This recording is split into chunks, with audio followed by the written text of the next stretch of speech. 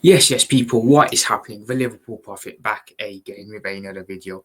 I apologize, guys. There's no Liverpool tops on today. I'm having to wear this whatever the hell this is. Yeah, all the Liverpool tops are in the wash. Unfortunately, I'm going out for a hair.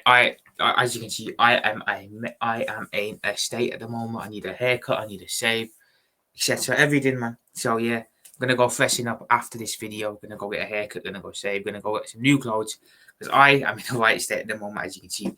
Anyway, though, guys, we are back. The Liverpool Prophet is back for another Liverpool-related transfer video. Everything Liverpool-related, etc. And not just Liverpool today. I wanted to touch on other clubs as well because I think we've got to look out for certain other clubs now. Now that they've made a couple of additions into their team as well, I feel certain other clubs could indeed have a bit of a say in this season's title race. Before we get into the video, however, guys, do remember to like the video, do subscribe to the channel if you have not already done so, and do drop a comment down below on the video. It's always great to see what other people think and what other people's opinions are like and how they are different to my own. So there we go, guys. Get that done. So yeah, I wanted to really touch on quite a bit today. So I guess we'll start with some business that our rivals have done about our title rivals, should I say. So Arsenal have completed the signing of Eze from Crystal Palace. I have to say, firstly, this is a very good signing for Arsenal. Very, very good signing. You can say what you want about Arsenal, Butler's second place FC, etc., whatever.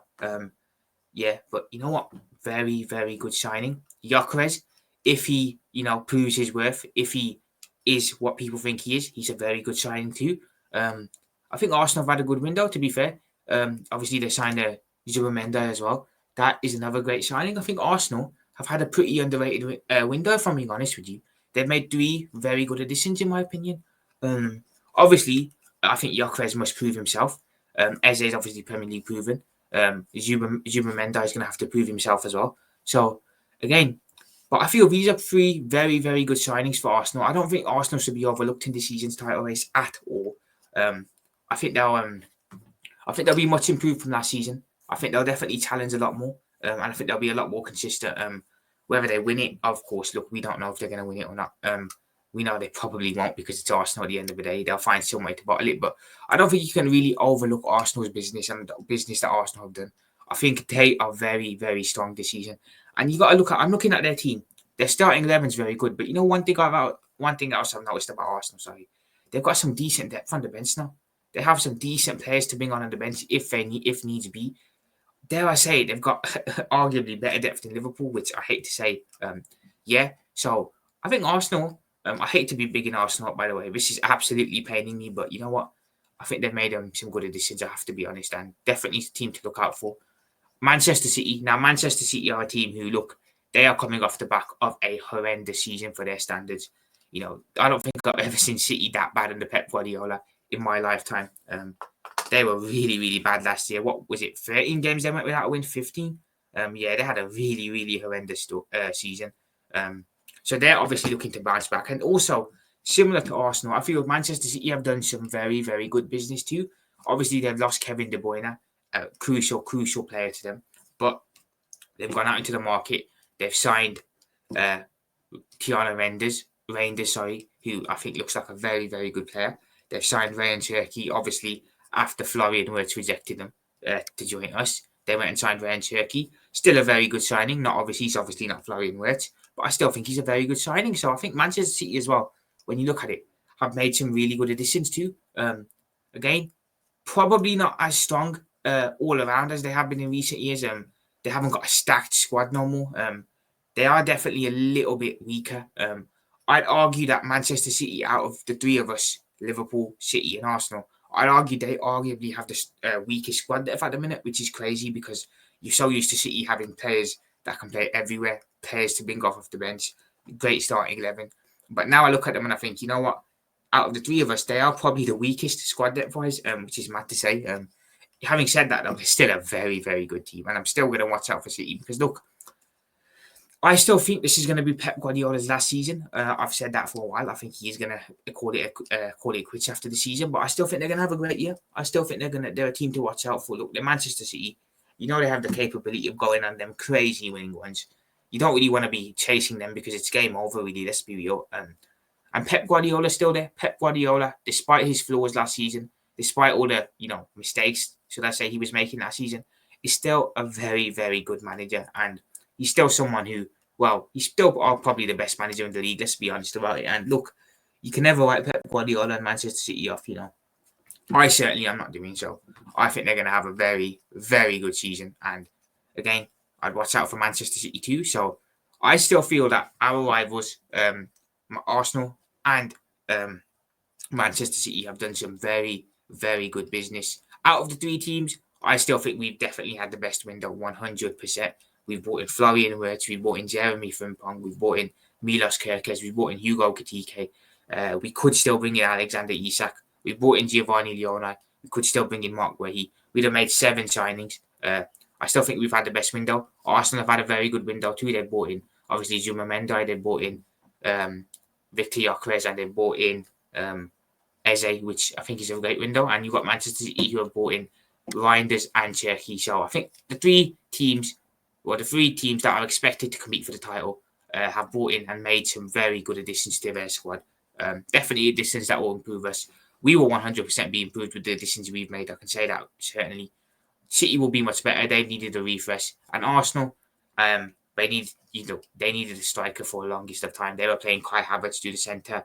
They needed a striker desperately. They got their striker now. So yeah, I feel all three clubs have made some very, very good additions to their team, and definitely additions that, again, like I said, are going to strengthen the team and going to improve the team, and hopefully we get a good title race this time around. Look, as a Liverpool fan, I want to win the league easily. I'd love it to be another season like last year where we just walk the league like we did last year. We have it wrapped by Christmas and we can just chill, put our feet up. That's not going to be the case this year, let's be honest. City are going to be right back up there. Arsenal are going to be up there. You can argue Chelsea might be up there as well, although I don't think they will. So we're going to have a much more competitive title race this year. We could potentially have a 3-horse title race right to the business end of the season, arguably even the last day of the season. So yeah, it's going to be a very, very interesting season, and no room for errors really for all three teams, because look, you drop stupid points in one game, another team will capitalise, and all of a sudden you're playing catch up. And if you're sat third around Christmas time, and there's about a 5-6 point gap between you and first, you're in a bit of trouble. I'll be real, because if it's City that are first or us that are first, you can be certain that we're not going to let it slip. So again, there's really no room for errors this season. Last season we got away with a couple of draws towards the business end of the season. Even before around Christmas time, I think Villa away, Everton away, Fulham at home. Where else did we draw against? Palace at home, and last game of the season. We got away with a couple of draws towards the end of the year.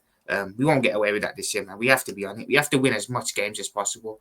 Win the games against the smaller clubs, of course, and against the bigger clubs, maybe you can take a draw away from home, depending who you're playing against. But I think the main thing is to beat the smaller clubs and not really have banana skin games like Sunderland away, for example, or Burnley away. You don't want to be dropping points there. Ideally, those are places you have to go and win if you want to win a league title. And I feel that is what you have to do. So again, it's setting up to be a very good title race.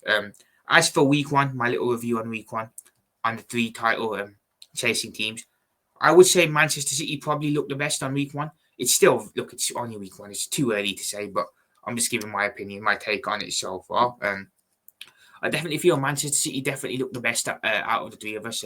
They went to Wolves. They pretty much demolished Wolves 4-0. And that wasn't even their strongest team. So they look very, very impressive. I thought Liverpool, again, obviously we beat Bournemouth 4-2, but we were unconvincing, let's be real. Defensively, we still have issues that we need to fix up on.